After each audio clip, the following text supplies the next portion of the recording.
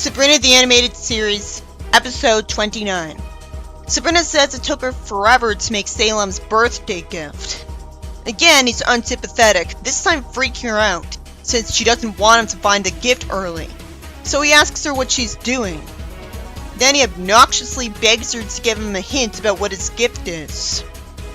She magically slams the door on him. The furniture gets made to move as the aunt sarcastically cheers Salem's name. Meanwhile, they're busy watching a soap opera about amnesia and heartbreak. Both of that happened in Sonic comics. This episode's been boring. Eventually, the TV gets unplugged because Salem wants to know what his gift is. Magic gets used to float him and put him down. He hopes he didn't get his present from Cousin Ambrose. Why isn't he in the show instead of Quigley then? The whole point of Quigley is supposed to be that he's the adult raising them. I didn't know he was canon to this series. Of course, he doesn't have a unique character from the aunt, but it's better than Quigley. Predictably, Sabrina thinks Salem will hate her gift because he just expects big, impressive gifts and doesn't appreciate the sweater zapped to him. Why is it a pink sweater? Was the person intentionally trying to give him a bad gift? Why does Chloe say that because Sabrina's a kid, she can't give Salem an extravagant gift? She knows she can create anything she wants. Chloe shows her a time machine novel because they're at school, so Sabrina gets an idea. Sabrina tries to get Salem's address book. Why are there talking mice in the mortal realm? I assume Salem made them like this. But why? That'd make him feel guilty about trying to eat them. He's not an outright killer of sentient beings. Sabrina gets talked to by something she's holding and throws him sociopathically. She finds a box and assumes that it's a spell to travel back in time. She wants to get Salem's old friends to wish him a happy birthday. Chloe says this is dangerous, instead of being fun by egging her on to use magic.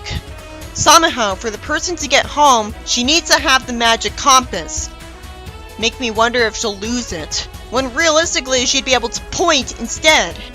Why would that condition be the case?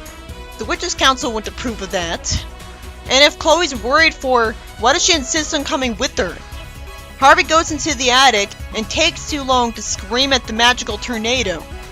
And they see someone wanting to run in fear and they start running away from angry tennis players. Harvey's presence justifies Sabrina not using magic against them. Except there's no excuse for Sabrina not warping Harvey back to the attic. Sabrina finds Amelia Earhart on an island. She died there in real life because she crashed. At least here I can assume she used a magical artifact to save herself because of a friendship with Salem. She asks what the favor she needs is, even though they're still being chased. So she's sweet. Why did the people who chased them start behaving? Sabrina videotapes them, and when she says Salem, Amelia says Salem said that he'd take her around the world, but he's the reason she's stuck on this island for an unintelligible reason. It was the map to the stars' homes. Why did she say Salem's name again when she was told she never wanted to hear the name again? Sabrina wouldn't say that she really doesn't want to say happy birthday on tape for him, because no duh. Salem would have just warped Amelia off the island a long time ago. This makes him inexcusably evil, because she used to like him, and she wouldn't still be in his address book if he didn't like her. And sure, he wouldn't want her to go bother him. I assume that he wanted to keep conserving magic, not wasted by warping her away from him every time she went to get back at him because she wasn't on the island. But he could have erased her memory of what he did to her. Sabrina says that she read that George having wooden teeth isn't true. That's true. He says his teeth are wooden because Salem's accident from tripping broke its teeth. It's so horrible that a show meant to educate kids goes out of its way to mention the truth just to insist that the common urban legend is true. Meanwhile, Harvey's always assumed that he was having a nightmare and spent the whole boat ride seasick. Still waiting for him to do something interesting. Sabrina and her friends get warped to his ship. She says that a guy having 3 stars by his name has to mean that he's good friends with Salem. At this rate, it looks like it means he hates them more than the others. Why would Salem keep all these people in his address book if he know they hate him by now? How would he not know that he did things to make them hate him? This plot may be constantly interesting, and it's satisfying to constantly see people say they hate Salem. So I think it's good. But it would have never happened. Unless his address book was just meant to be his book of enemies that he's gladly outlived, and it's not like Salem to be that spiteful. And I shouldn't need to say this, but if George was upset about losing his teeth, Salem would have zapped up new teeth for him. Chloe says it was bad for Sabrina to mention Salem's name. It's not like they have a choice. They don't know any other friends of theirs that they had agreed to say happy birthday for. The pirate rants that because of Salem, his sword was taken. He takes her compass, and she cries and says she just wanted to give Salem a good present. Predictably, somehow the evil pirate pities her and says that's the thought that counts. She tries to get the compass from him. And somehow the good in him he showed means nothing because he says he wants his sword back instead of giving her back the compass. And he orders her friend to be put in the brig, and has Sabrina get threatened by sharks and follow him. Chloe says Harvey had better save Sabrina. Wouldn't she want to be the one saving Sabrina? It's like she assumes he's more reliable just because he's a guy. That won't happen because it's not the 50s, and he's an idiot. The pirate somehow says to the compass that it's lies. Somehow Sabrina says she can't get his sword back because somehow her magic doesn't work like that. She can summon anything! It seemed believable if she said she doesn't know what his sword looks like, but then he just described it to her. And I guess he used the long thing to get the keys that had no excuse for being in the same room as his cell anyways. I get that they wouldn't anticipate him escaping though, because they're so stupid that they think you wouldn't use the long things in your cell to escape when they have no reason to still be in the cell. He gets in danger, and Sabrina hammers the message into our heads. Sabrina saves the day so effortlessly that I miss what she did. It had no impact at all. And she gets the compass back and they go home. You'd think someone with magic would have gotten this accomplished a lot earlier. You know, with teleportation. Sabrina lets Harvey believe he was just daydreaming like he already believed. It was exciting that Harvey was with Sabrina. Sabrina tells Salem he thought he'd hate her gift. Predictably, he says this is the best gift he ever got given. I assume it's because it's a gift from Sabrina. He likes having a framed photo of himself with him and Sabrina, and says every photo he has of himself just has him in it. I hate when a whole story could have been avoided if people talked. But it makes sense that Sabrina didn't, because she'd think that even having that conversation would already give away to Salem that her gift wouldn't be big and extravagant. This episode has Sabrina time travel with a different artifact this time to try to get Salem's old friends on tape wishing him a happy birthday. But every time, they get furious at hearing Salem's name because he screwed them over in a way that he could have effortlessly made up for with magic. It was always interesting to watch and hear people explain why they hate Salem. So it was a good episode, because it was satisfying after how awful he's been. Even if it's another one where magic just didn't work out.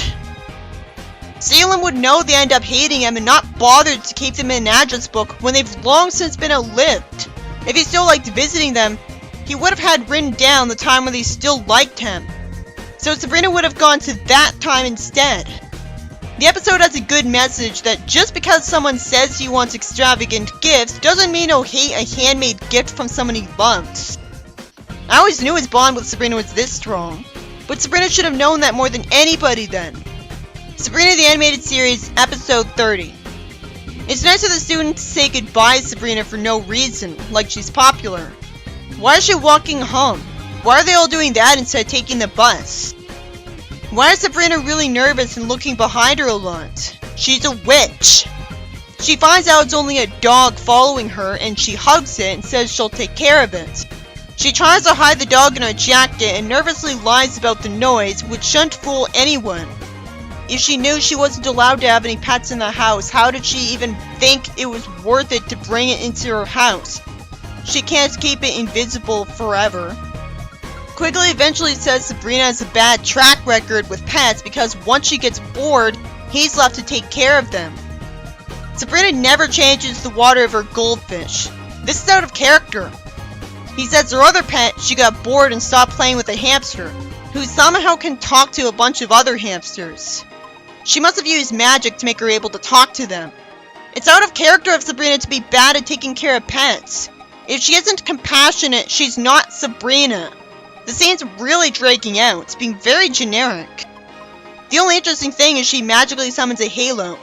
And it's nice that her hands are affectionate to the dog. Salem gets licked by the dog. Since when do dogs instantly act affectionate to cats instead of chasing them? Then there's a boring generic montage with Sabrina having a dog that goes how you'd expect. Someone threatens the dog with a newspaper. I can only find value in the story because I've seen 2 comics where Sabrina got a new dog only for it to disappear the next story. But it shows how pointless this is because this does nothing with her being a witch. Sabrina talks on the phone with Harvey and uncharacteristically doesn't feed the dog. She thinks to keep the dog from using the spooky jar, but never thinks to feed it. Huh? It's disrespectful to Sabrina's character to make her heartless. It forgets why she was ever popular. While quickly saying he needs to talk to her about that pooch of hers with an antagonistic tone when the next sentence he starts complimenting her on the dog. Why would he not be suspicious and mad at Sabrina putting her hand on Salem's mouth? Salem snarks that dogs are idiots who don't just pick up on things. So the dog turns on him. Why would Sabrina not believe Salem about this when he lives in a witch household with a spooky jar? And she saw him try to use it. It's just there for padding, which is so pathetic that they'll have really bad parts of an episode just because the writer was too incompetent to make a plot that lasts the whole episode. It takes a long time of boredom before Salem spies on the dog and sees normal dogs walking around. The dogs talk in the dump, with one of them having a magic bone put on his head causing him to complain about his abusive owner. And this happens again. This just reminds me of the Rick and Morty episode where a dog gets smart and turns evil, which only demonizes intelligence. It makes me wonder if this is a cliche story. I shouldn't need to explain this, but there's no point in having the show tell the audience that pet neglect and abuse is wrong more than one time. Wouldn't it be better to have a lot of messages in every episode? Salem somehow wonks ahead and gets their attention accidentally, when obviously he'd use his magic on them instantly, or warp home, not fall and act scared and get picked up. And while he does get his claws out, it cuts ahead to the dogs running from him rather than showing him be awesome. Eventually, Sabrina sees a protest and gets told someone stole every dog in town. Sabrina is shown a newspaper with a photo of her dog and realizes Salem was telling the truth. No duh. She also sees paw prints all over with the house being a mess and walks around with an umbrella. Salem has a black eye that he obviously would have cured with magic, and he blames Alvin. There's no way Salem would be such a failure when he has magical powers. Sabrina even says, "Don't be so pathetic." She's one to talk though, because she's somehow scared at reading a note trying to manipulate her when she could obviously warp her Anson quickly to her right now. Instead, she's finally wearing a new outfit for once, which makes her look badass. But I won't be manipulated into thinking she is when she should just be using magic. Instead of creating a portal that home in on Alvin, she gives Salem something and eventually throws a tree to get the 2 dogs to go after them, letting her and Salem progress. When magic could have also worked. And somehow her ants are still sitting there tied up, and these idiots let the dog talk when they have magic. And somehow Salem gets hurt and Sabrina and Salem end up tied up too when they all have magic. Alvin complains that she tried to fool him. Sabrina asks why he's doing this and gets the message hammered in. These writers think we're complete idiots if they think we're not going to get the message instantly. She says she didn't mean anything by it and apologizes and calls him sweet. This reminds me of that episode of The Fairly Odd Parents where an evil monster magician stopped being evil just because Timmy said sorry. The ants reveal that somehow, if Sabrina's speech reminds the dog of what it was like to be her happy pet, the spell will go away. Because that makes total sense. If Spooky made it like this because he disapproved of his spell, then why did he even grant his wish in the first place when he's just a dog? And he'd obviously rather side with Sabrina's family over him. Spooky must have used the mind-reading power to even know what the dog wanted with him. The dogs get made affectionate again, and the cop asks quickly if he'd like to ride in a police car with him for fun, and at least quickly gets made to ask if he's not toying with him like last time. But he doesn't get nearly enough abuse in the show. Eventually, Alvin's owner finds him, and like Sabrina, she says she loves him. It's good that it actually did explain why the dog won't be in later episodes. I knew it wouldn't be. This episode's about Sabrina getting a dog and uncharacteristically not feeding it when it clearly wants to be fed, like she's a sociopath. So the dog gets a hold of the spooky jar because she somehow didn't warp it to a place where the dog couldn't get at it, even though she just saw it try to use it. And the dog somehow wishes it could be smarter, and that somehow turns to evil. Why wouldn't the dog instead wish that Sabrina would never ignore it and its needs? If it can talk, why not just tell Sabrina to not ignore it? After all of its good times with Sabrina, it wouldn't make a spiteful wish and turn evil that quickly because dogs have loyalty to their owners.